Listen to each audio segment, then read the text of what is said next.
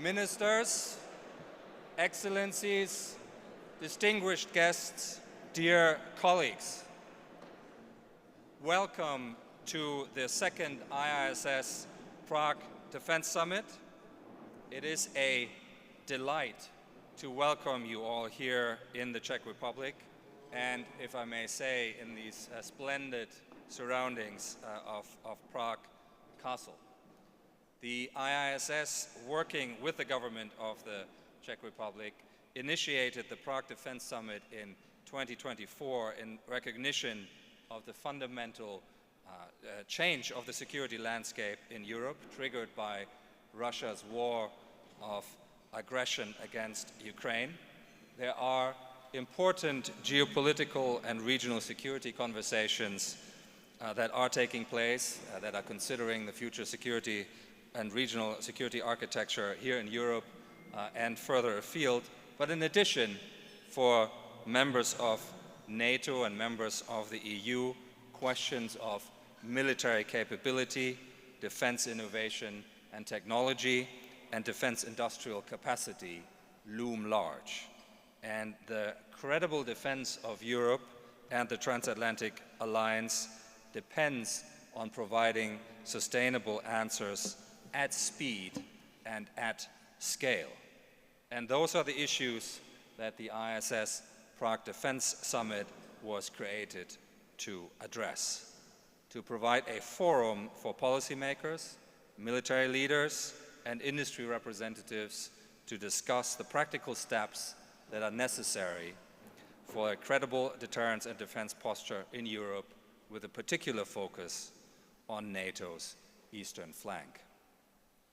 The IISS has, as many of you know, a globally established reputation as a convener of defense and security summits that are advancing defense diplomacy.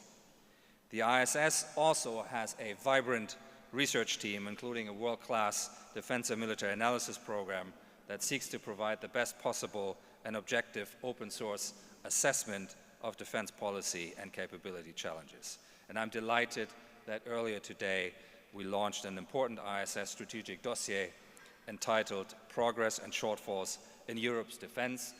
If you haven't looked at it yet, please do. It makes a very compelling case about the kind of investment that is required, the priorities that need to be pursued, and the gradual but systematic effort to close identified hardware and software gaps and prepare for the world that is ahead. IISS data shows that most defense procurement spending in Europe is currently actually spent on European companies. Despite persistent reports to the contrary, we have done a lot of number crunching in this regard, and according to our assessment, measured by value, between February 2022 and mid-2025, about 53% of procurement contracts signed were awarded by the European members of NATO to European suppliers. Here in the Czech Republic, we are in a country that has a very clear-eyed view of Russia's aggression and the challenge for NATO and for European security. In the past years, Czech leaders have made important contributions in word and in deed to strengthen NATO's resolve and its resilience. And so I'm delighted that Jan Lipavsky, the Foreign Minister of the Czech Republic, is here with us this evening. And I would like to thank you, Foreign Minister, for your support and for the support of the entire Czech government in making this IISS Prague Defence Summit possible. As you know, this is campaign season here in the Czech Republic, and the Minister had I think I can say, a rather busy day of campaigning, and has a few more things he needs to take care of this evening. So after his remarks and after we had a short discussion, the Minister will have to take his leave, but we're delighted that he is here with us this evening. And of course, he, as you know, he was a member of parliament, he has private sector experience, and he was at some point the vice chairman of the Committee on Foreign Affairs and the Committee on Defense. one of many things that equips him extremely well to address the IISS Prague Defence Summit this evening. Minister, it's an honor to welcome you here. And Foreign Minister, the floor and this podium is yours.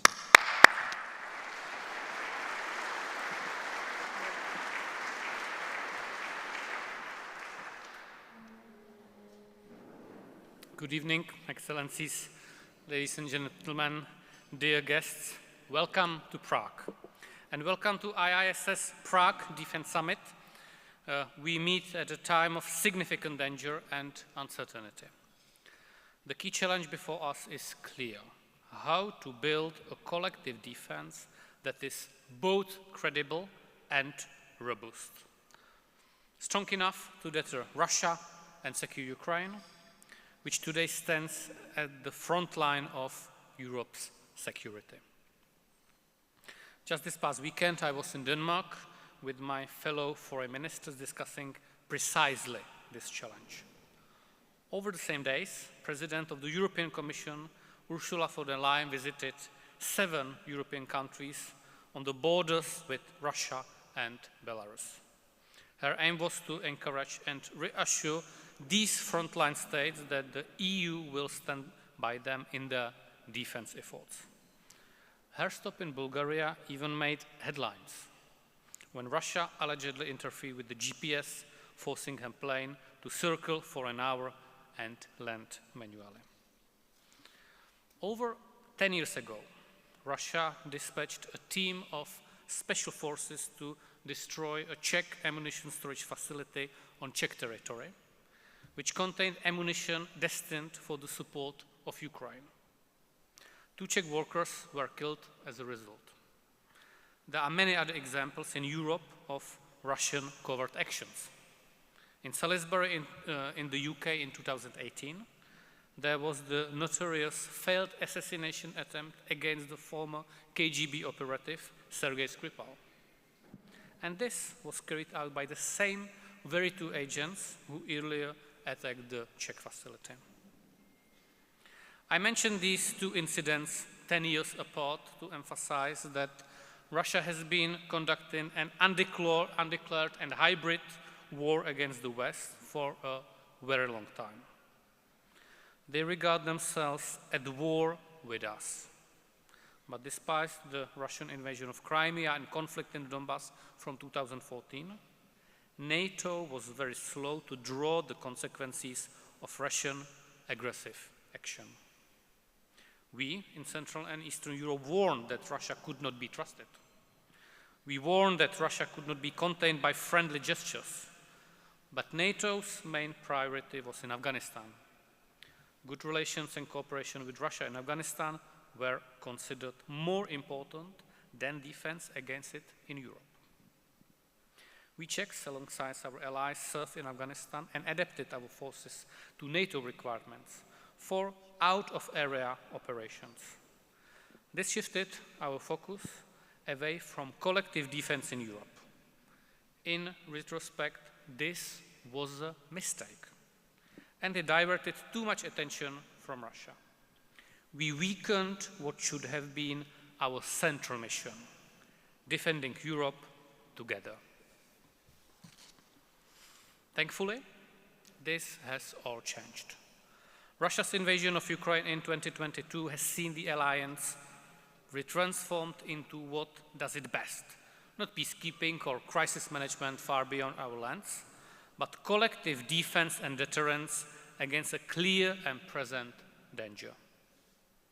It will take some years to achieve a collective defense which is credible enough to deter Russia from an armed attack against a NATO member. This is a difficult enough task. But now we have an additional challenge: security guarantees for Ukraine. Of course, Ukraine is not a NATO member, and it will probably not be a NATO member for the foreseeable future. But there is a growing realization that unless Ukraine is given solid security guarantees by the West after the current conflict is over, then it will forever be subjugated to Russia. It will be an unstable frontier for the EU with a restless and oppressed people, and Russia will again try to interfere into and even threaten those countries who oppose it on its borders. So Ukraine is now at the front line of our defense. Czechia has given significant military assistance to Ukraine from the beginning. Very importantly, we have led the so-called Czech ammunition initiative, by which we have provided hundreds and thousands of artillery shells to Ukraine, both from our own industries and from sources all around the world. And I think it is no exaggeration to say that without the ammunition provided through this initiative, Ukraine would have already lost the Donbas, at least. We are now participating in the coalition of the willing, planning for eventual reassurances forces for Ukraine, and possibly a security guarantee once the conflict is over. For obvious reasons, I cannot go into detail, but this planning has confirmed many important aspects of this emerging new security architecture. First, the unity of purpose between the EU and NATO. Putin has not succeeded in dividing and splitting NATO or the EU. Second, despite appearances, the US is still engaged in Europe, and it is still working for a peace deal that respects Ukraine's sovereignty and need for robust security guarantees, which include US support. Thirdly, the Europeans are taking the lead in supporting Ukraine as they should. And the fact that the UK, despite Brexit, is regarded as an essential component of any European defense is a very welcome development as far as we in Central and Eastern Europe are concerned. And finally, the agreement at NATO's Hague Summit to boost security expenditure to 5% of GDP is a sign of how seriously we are now taking our collective defense. Czechia intends to fulfill the expenditure goal and to meet our NATO capability targets in full. As I said at the outset, this is a timely meeting. NATO and the EU, respectively, have defined our collective goals, our expenditure and national capability targets. It will now take some time, even years, to develop a coherent and credible collective defense capable of deterring Russia from further adventurism and to guard against any other combination of risks, including China. Restoring our collective defense is a mammoth task. The defense industry has a key role to play. Lessons are being learned on the battlefield in Ukraine. It is too early yet for the Ukrainians to provide lessons and teach us what works and what doesn't work in terms of defense equipment. What is the best combination of drones, air defense, air power, long-range missile, etc.? We need to know. We will have to learn these lessons from the battlefield and apply them quickly, as the Ukrainians and Russians are already doing so. I don't think it will be enough for our industry to produce the same old weapons, but in greater quantities as before. Industry has to be innovative and adaptive. And this is why I welcome this defense summit. With this combination of defense and industrial experts, the International Institute for Strategic Studies was the foremost transatlantic strategic institute in the Cold War. It is now the foremost transatlantic strategic institute dealing with the much more complex strategic balance that we have in Europe today. Thank you, IISS, for your commitment. This conference, I hope, will be an annual event. There is so much to discuss and learn. Please enjoy Prague, and thank you very much for being here.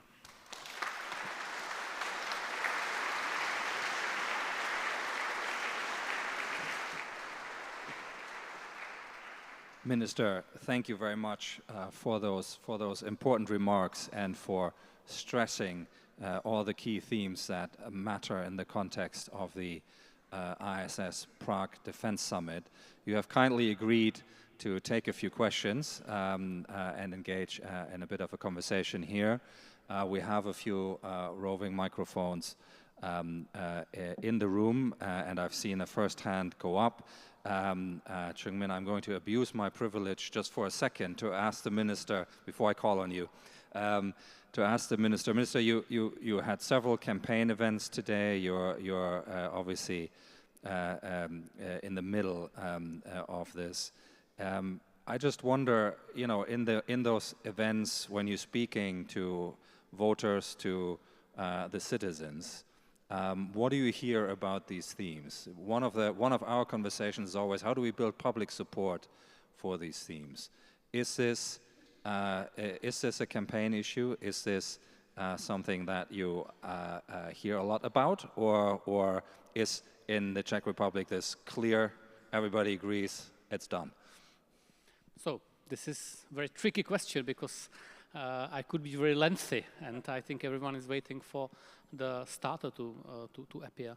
Obviously, I'm being confronted or asked on the topics on security and geopolitics and foreign affairs. And people ask how to contain Russia, how to support Ukraine. People ask very often about power rise of China. And obviously, topic of Israel and our support to Israel is also something which appears very often, including pro-Palestinian demonstrators, which appear at my events quite often. So those are like the basic issues. And also the theme of Central Europe and what we will do not to become another Slovakia and Hungary, if I say it so openly. It's often very often present at the question what I'm being confronted with people on the streets. And I don't want to be too long, so I will just say that my answer is provided and it's ending that we need to win those elections. Thank you very much, Minister. If I can get a microphone to the front here, please. Chung-min Lee from Korea. Chung-min. Thank you, Minister. I also wish you the very best in the upcoming elections, regardless of who wins. My question to you, Minister, is this. What can the IISS do to make sure that Czech defense policy going forward can be more consistent, can be more robust, and can serve the interest of the Czech people, regardless of which party is in power?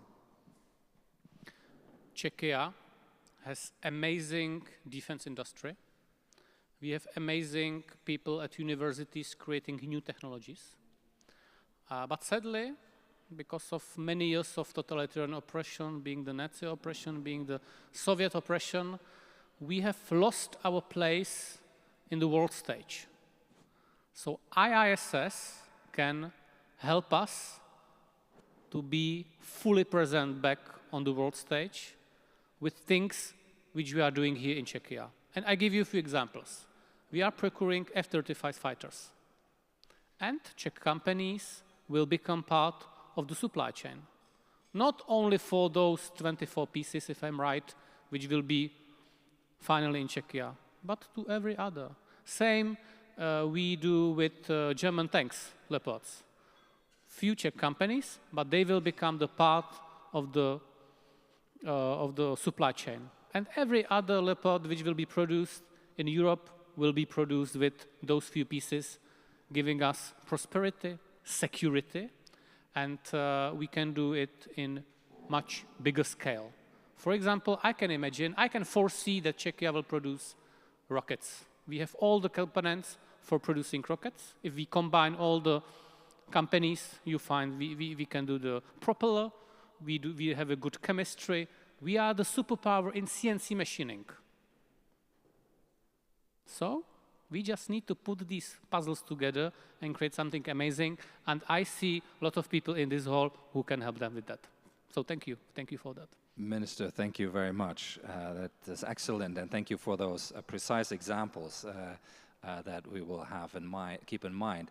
If I can ask Sir John Chipman, if we can have a microphone for Sir John, please. I should say that the IISS chose the Czech Republic to have this defense summit because we recognized that the geopolitical center of gravity in Europe had moved more towards the center and the east, and we want to be at the center of the geopolitical center of gravity. I have a money question to ask you, but it's not about defense expenditure.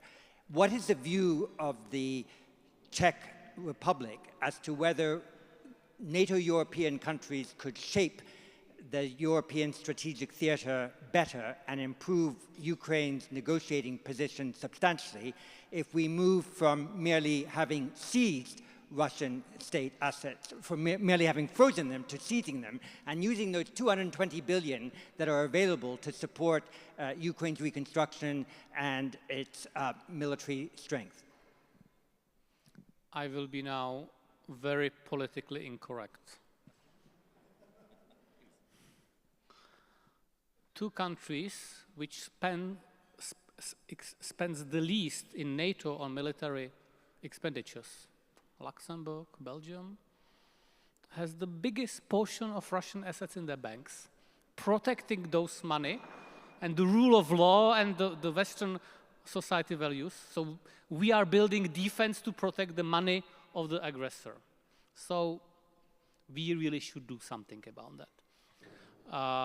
International law, it's by its very nature artificial construction of majority supported by force.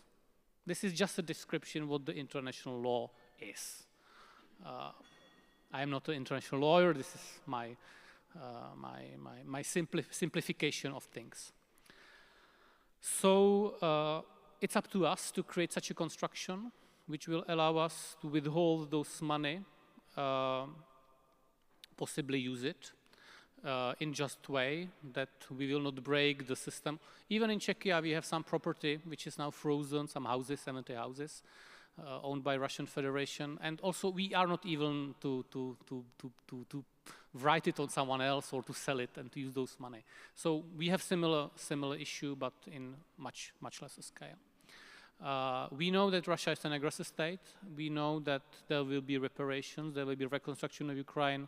So I foresee this is a way how to proceed, and this was also the mood in the room of those who want to use those assets in Copenhagen, where we had quite a long discussion on that during Gymnich meeting. Thank you. Thank you very much. We have time for one more, if we can get one more question. I can't see everybody, but yeah, yes, okay. Please, if we can get a microphone. Thank you. I have a question. I think is kind. You might need to hold the microphone a bit closer to your. Oh, okay. Am I heard? Yeah. That's okay? Now we can hear you. I have the following question, which I hope is pertinent. What is the status of the Czech artillery procurement in support of Ukraine? How far are you from the goal of the 1 million artillery shells needed for an actual working defense of Ukraine? Thank you. Thank you very much. Maybe if you could. 1 million per year. What was originally a Czech initiative. Yeah, but your name or. Oh yeah, sorry. If you can quickly introduce yourself. I'm so sorry. I'm Andreas Paparone from Switzerland, the Swiss Defense. Yeah, thank you. Ministry. Yes, thank you.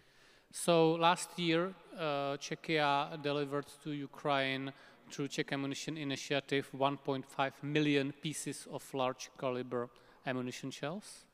This year, we have already delivered 1 million pieces. That was just recently announced by Prime Minister Fiala.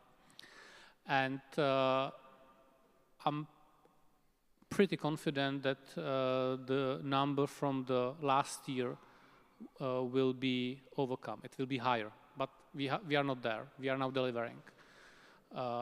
And in the financial terms, we are not talking about 2025. This is full covered. And we are looking to the next year. And this is an urgent task because from the signing the contract to the physical deliveries, it's 3 to 6 months. So not to create a gap in the beginning of year 2026, we are now urging our international partners and donors because without them, the Czech Ammunition Initiative would be nothing. To start committing money, it will be too premature to say how far we are. This is the call now. We now asking our partners, and you know, in certain months, it is the Czech Ammunition Initiative which is really holding the line in a sense of the ammunition shells.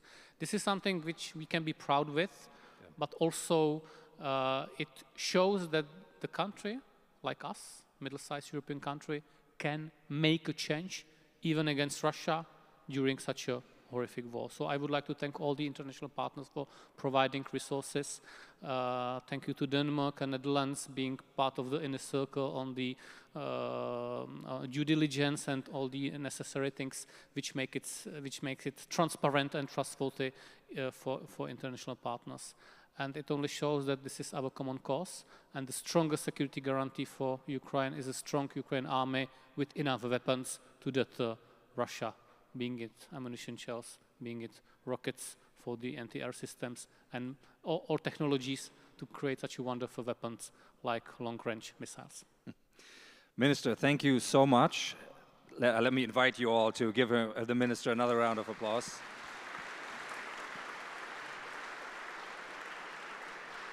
Minister, thank you for taking a short break from your campaign schedule and joining us here this evening. It was a real delight to have you here, and I'd like to thank you for the clarity of your intervention and for stressing why this is important to have this conversation, why it is important that everybody here contributes and participates in it. We wish you all the best, and thank you for joining us this evening. Thank you very much. Thank you very much, and enjoy this evening. Thank you.